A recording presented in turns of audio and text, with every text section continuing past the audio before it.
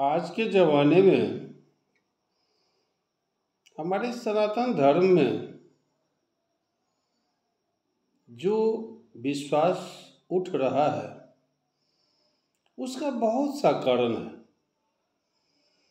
इसमें एक महान कारण है क्षुद्र बुद्धि पाना। किसी तरह किसी को उल्टा सीधा कह कर के अपना पॉकेट भर लेना, यह बड़ा ही दुखद बात है। आज ये स्थिति यह है कि कोई किसी का ना तो कोई गुरु है ना ही कोई शिष्य।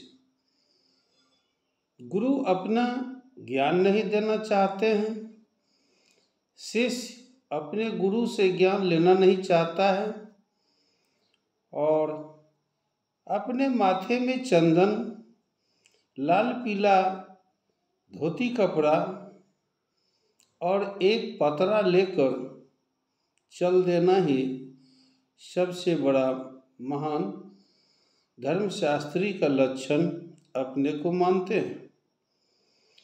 आप जरा सा गौर करेंगे कि आज के समय में पार्थिव शिव पूजन बहुत होता है।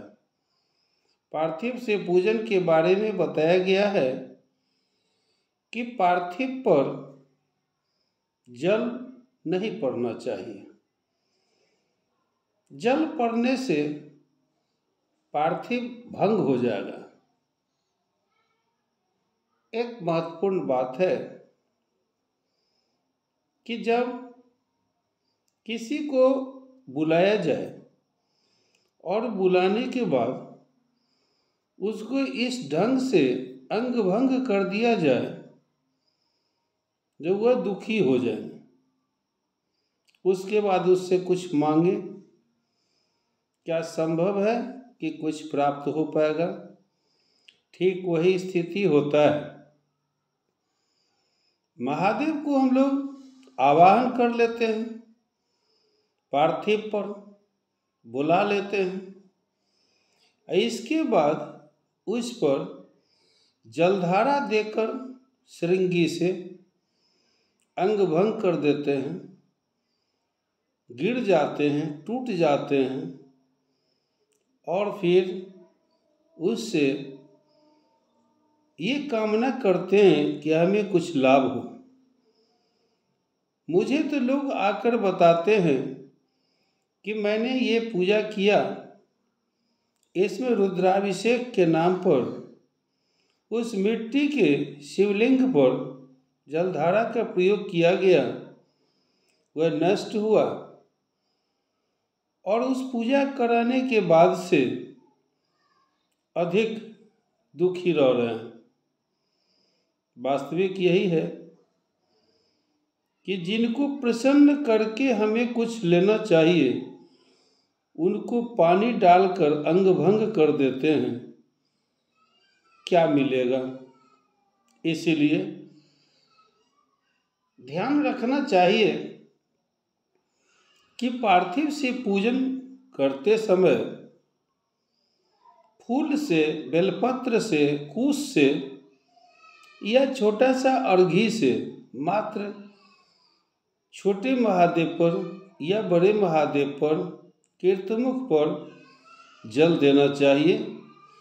कभी भी श्रृंगी से धारा नहीं देना चाहिए, इससे खराब हो जाएगा, नष्ट हो जाएगा। भंग होने पर आपका लाभ भी भंग हो जाएगा। इसलिए इन सब चीज़ों से अपने आप को परहेज करना सनातन धर्मियों के लिए एक लाभदायक बात सिद्ध होगा।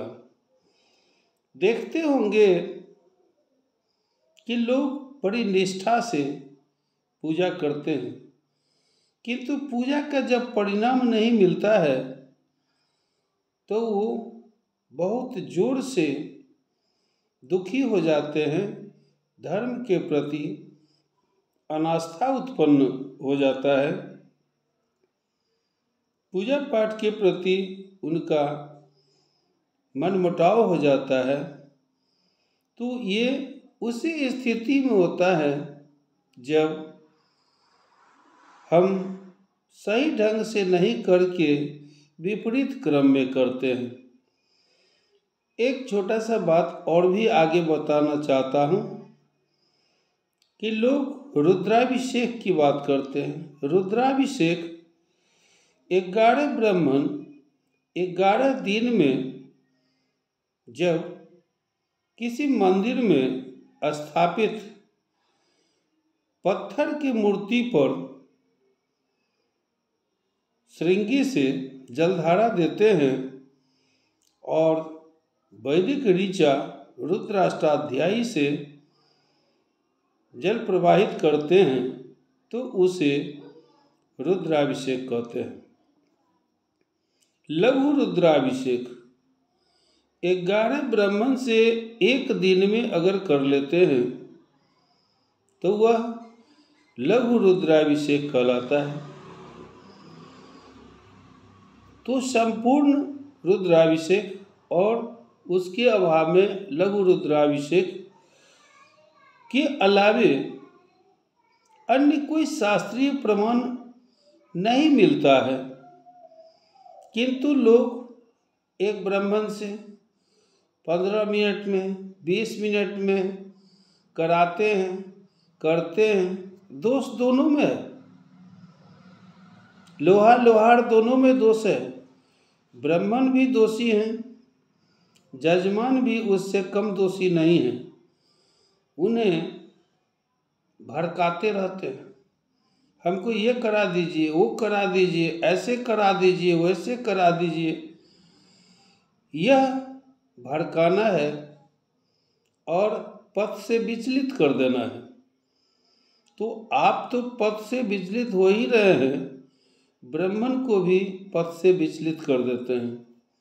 इसलिए जब भी रुद्राभिषेक की बात हो तो जलधारा की जगह आप रुद्राष्टाध्यायी का पाठ करें और ये पार्थिव पर